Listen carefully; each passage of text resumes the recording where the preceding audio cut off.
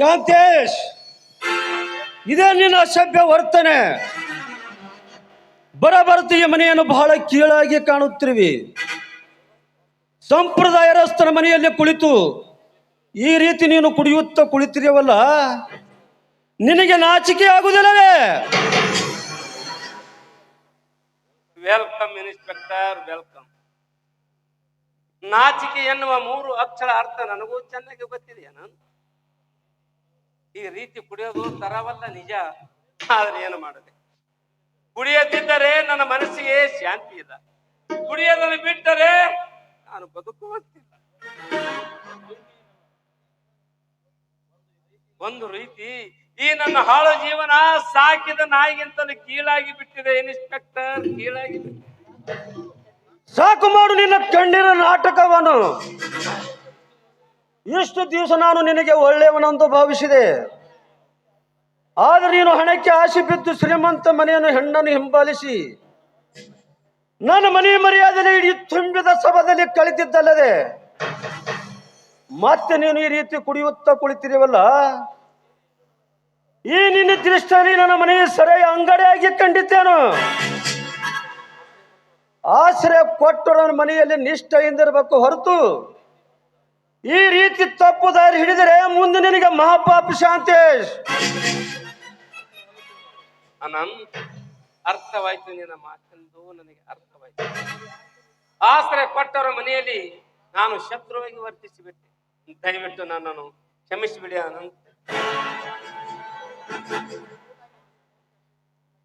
ನೋಡಿ ಶಾಂತೇಶ್, ಇತ್ತಿತ್ತಲಾಗಿ ನಿನ್ನ ವರ್ತನೆ ನನಗೊಂದು ಸರಿ ಕಾಣ್ತಿಲ್ಲ. ಇನ್ನು ಮುಂದೆ ನೀನು ಈ ರೀತಿ ವರ್ತಿಸಿದರೆ ನಿನ್ನ ಪರಿಸ್ಥಿತಿ ಗಂಭೀರವಾದಿತ್ತು. Be careful. ಇದೇನು ಸ್ವಾಮಿ, ಏನು ಇನ್ಸ್ಪೆಕ್ಟರ್ ಸಾಹೇಬ್ರು ನಮ್ಮಣ್ಣನಿಗೆ ಕಠಿಣವಾದ ಶಿಕ್ಷೆಯನ್ನೇ ವಿಧಿಸ್ತಾ ಇದ್ದೀರಲ್ಲ? ಅಂತ ತಪ್ಪು ನಮ್ಮಣ್ಣ ಏನ್ರಿ ಮಾಡಿದ್ದಾನೆ? ನೀನೇ ಕಂಡುತ್ತಿರೋದು ನೋಡಿ ವಿದ್ಯಾ, ನಿನ್ನ ಅಣ್ಣನ ಹೇಯ ದೃಶ್ಯವನ್ನು. ಸಿಕ್ಕಾಪಟ್ಟಿ ಕುಡಿದು ನನಗೇನೋ ಮಾತಾಡ್ತಾ ಇದ್ದಾನೆ ಇವನು. ವಿದ್ಯಾ, ನೀನು ಮಡಲಿರುವ ಮಗು ಯಾರದು? ಏನಿದು ಆಶ್ಚರ್ಯ? ಹೌದು ಸ್ವಾಮಿ, ನೋಡಿ, ಈ ಮಗುವಿನ ದುಃಖವಾದ ಕಥೆಯನ್ನ ಕೇಳಿದ್ರೆ ನಿಮಗೆ ಆಶ್ಚರ್ಯವಾಗುತ್ತೆ. ಇನ್ಮೇಲೆ ಈ ಮಗು ನಮ್ಮ ಸ್ವಂತ ಮಗು ಅಂತ ನಾವು ಪೋಷಣೆ ಮಾಡೋಣ, ಏನಂತೀರಿ? ಸಾಕು ಮಾಡು ವಿದ್ಯಾ ನಿನ್ನ ಕಣ್ಣಿನ ನಾಟಕವನ್ನು. ಎಂದು ನೀವಿಬ್ಬರು ಅಣ್ಣ ತಂಗಿ ಕೂಡಿಕೊಂಡು ನನಗೆ ಹಾಸ್ಯ ಮಾಡುತ್ತಿದ್ದರೇನು? ವಿದ್ಯಾ, ನಿಜ ಹೇಳು, ಈ ಮಗು ಯಾರದು? ಎಲ್ಲಿಂದ ಬಂತು? ಸ್ವಾಮಿ, ನಮ್ಮಣ್ಣ ಹೇಳಿರುವ ಮಾತು 100ಕ್ಕೆ 100 ಸತ್ಯ. ನೋಡಿ, ನಮಗಂತರೂ ಮಕ್ಕಳ ಭಾಗ್ಯ ದೊರೆಯಲಿಲ್ಲ. ಇನ್ಮೇಲೆ ಈ ಮಗುನೇ ನಮ್ಮ ಹೊಟ್ಟೆಯಲ್ಲಿ ಹುಟ್ಟಿದ ಮಗುವಿನಂತೆ ನಾವು ಲಾಲನೆ ಪೋಷಣೆ ಮಾಡೋಣ ರೀ. ಈ ಒಂದೇ ಒಂದು ಮಾತಿಗೆ ನೀವೇನಾದ್ರೂ ಒಪ್ಪಿಗೆ ಕೊಟ್ರೆ ಈ ನನ್ನ ಜನ್ಮ ಸಾರ್ಥಕವಾಗುತ್ತೆ ರೀ, ಸಾರ್ಥಕವಾಗುತ್ತೆ. ಸಾಕು ಮಾಡು ನಿನ್ನ ಕಣ್ಣಿನ ನಾಟಕವನ್ನು. ನಿನ್ನ ಅಣ್ಣನಂತೆ ನಾನೇನೋ ಕುಟುಕನಲ್ಲ. ಈ ಮಾತಿಗೆ ನಾನು ಒಪ್ಪಿಕೊಳ್ಳುವುದಿಲ್ಲ. ನಿನ್ನ ಅಣ್ಣ ಮೊದಲೇ ಕುಡುಕ, ಅವನ ಬುದ್ಧಿ ಸಹ ಅವನ ಸ್ವಾಧೀನದಲ್ಲಿಲ್ಲ. ತನ್ನ ತಂಗಿಯ ಬಾಳು ಮುಂದೆ ಹಾಳಾಗಬಾರದೆಂಬ ದುರುದ್ದೇಶದಿಂದ ಯಾರದೋ ಮಗುವನ್ನು ಕದ್ದುಕೊಂಡು ಬಂದು ನಮಗೆ ಕಾಣಿಕೆ ಕೊಡಲು ಬಂದಿದ್ದಾನೆ ಈ ಬುದ್ಧಿವಂತ. ಈ ಮೂಢನಂಬಿಕೆಗಳನ್ನು ಒಪ್ಪುವುದಿಲ್ಲ. It is my last warning. Shantesh, ಈ ಮಗು ಎಲ್ಲಿತ್ತೋ ಸುಮ್ಮನೆ ಅಲ್ಲಿ ಹೋಗಿ ಬಿಟ್ಟು ಬಾ. ಇಲ್ಲಂದ್ರೆ ಕಾನೂನು ಪ್ರಕಾರ ನಿನ್ನನ್ನು ಕಂಬಿ ಎಣಿಸಲು ಹಚ್ಚಬೇಕಾಗುತ್ತದೆ. ಹುಷಾರ್. ನೋಡಿ ಕೊಟ್ಟು ಬಿಡ ಮಗುವನ್ನು. ದಯವಿಟ್ಟು ಆ ರೀತಿ ಮಾತನಾಡಬೇಡಿ ಸ್ವಾಮಿ. ನೋಡಿ, ನಮ್ಮಣ್ಣ ಕುಡುಕನಿರಬಹುದು ನಿಜ, ಆದ್ರೆ ಕೆಡುಕನು ಮಾತ್ರ ಆಗಲು ಎಂದಿಗೂ ಸಾಧ್ಯವಿಲ್ಲ ರೀ. ನೋಡಿ, ಒಂದೇ ಒಂದು ಸಲ ಈ ನಿಮ್ಮ ಪೊಲೀಸ್ ಬುದ್ಧಿಯನ್ನ ನಿಮ್ಮ ತಲೆಯಿಂದ ತೆಗೆದು ಹಾಕಿ ಈ ಮಗು ನಮ್ಮದೇ ಅಂತ ತಿಳಿದುಕೊಂಡು ಇದನ್ನ ಸಾಕೋದಕ್ಕೆ ಒಪ್ಪಿಗೆ ಕೊಡ್ರಿ. ಒಂದೇ ಒಂದು ಸಲ ಈ ಮಗುವನ್ನ ಅಪ್ಪಿಕೊಳ್ಳಿ. ಇಲ್ಲದ ವೇದಾಂತ ನನಗೆ ಬೇಕಾಗಿಲ್ಲ ವಿದ್ಯಾ. ನಾಳೆ ಕಾನೂನು ನನಗೆ ಎದುರಾದಾಗ ನನ್ನ ಪಾಲಿಗೆ ಯಾರೂ ಇರುವುದಿಲ್ಲ.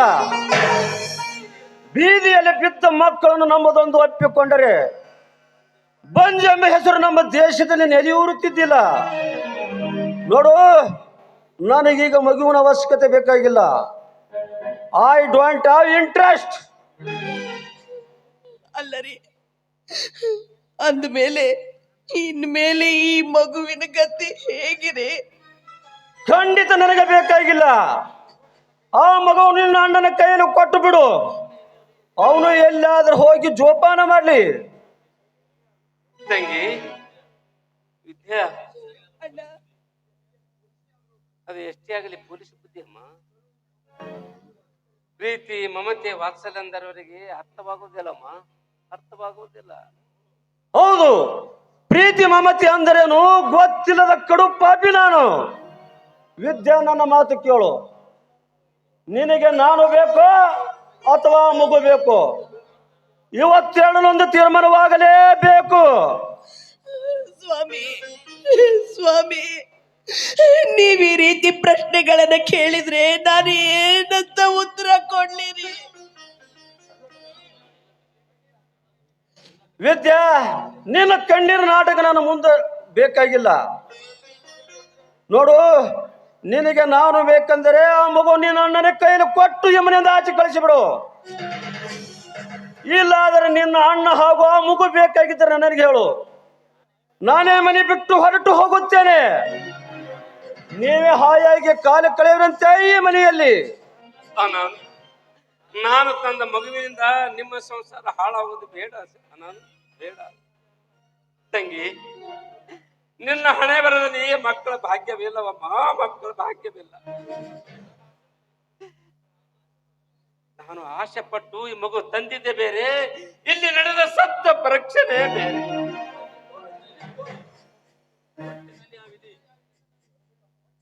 ತಂಗಿ, ಅಳಬೇಡಮ್ಮ, ಅಳಬೇಡ. ಒಟ್ಟಿನಲ್ಲಿ ಆ ವಿಧಿ ನನ್ನನ್ನು ಹಿಂಬಾಲಿಸ ಹತ್ತಿದೆ. ತಂಗಿ, ಆರಮ್ಮ ಮಗು.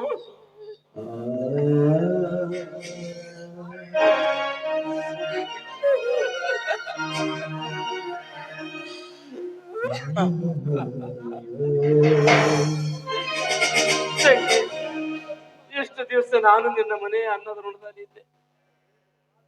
ಆದರೆ ಇನ್ನು ನಾನು ನಿನ್ನ ಮನೆಯನ್ನು ಬಿಟ್ಟು ಹೊರಟು ಹೋಗುತ್ತೇನಪ್ಪ.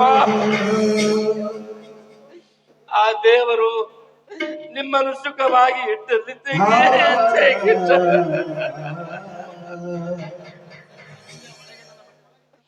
ತಂಗಿ, ಒಳಗೆ ನನ್ನ ಬಟ್ಟೆ ತುಂಬಿದ ಬ್ಯಾಗ್ ಇದೆಯಲ್ಲಮ್ಮ, ಅದನ್ನು ತಂದು ಕೊಟ್ಟು ಬಿಡು. ನಾನು ಈ ಮನೆ ಅನ್ನೋದ್ರ ತೀರಿಸ್ಕೊಂಡು ಹೊರಟು ಹೋಗುತ್ತೇನೆ.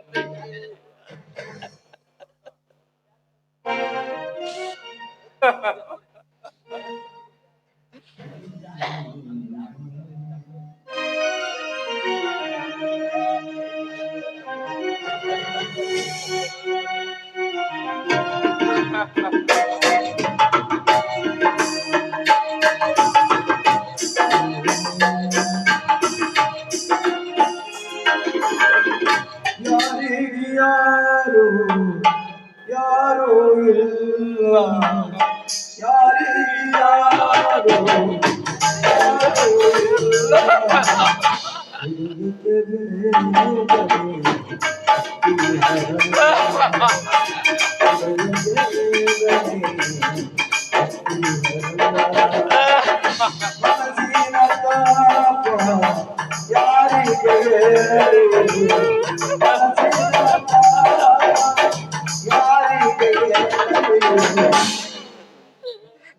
ಅಣ್ಣ, ಈ ವಿಚಾರದಲ್ಲಿ ನನ್ನದು ಸರ್ವತ ಅಪರಾಧವಾಯಿತಣ್ಣ, ಸರ್ವತ ಅಪರಾಧವಾಯಿತು. ದಯವಿಟ್ಟು ಈ ನಿನ್ನ ತಂಗಿಯನ್ನ ಕ್ಷಮಿಸ್ಬಿಡಣ್ಣ.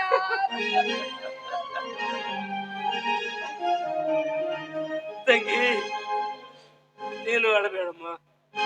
ಯಾರಿಗೆ ಯಾರು ಯಾರು ಎಷ್ಟು ದಿವಸ ಯಾರಿಗೆ ಯಾರು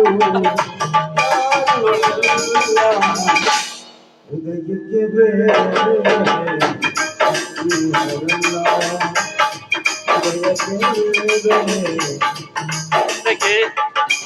ನೋಡಮ್ಮ, ಯಾಕಮ್ಮ ನಿನ್ನ ಕಣ್ಣಲ್ಲಿ ರಕ್ತದ ಕಣ್ಣೀರು?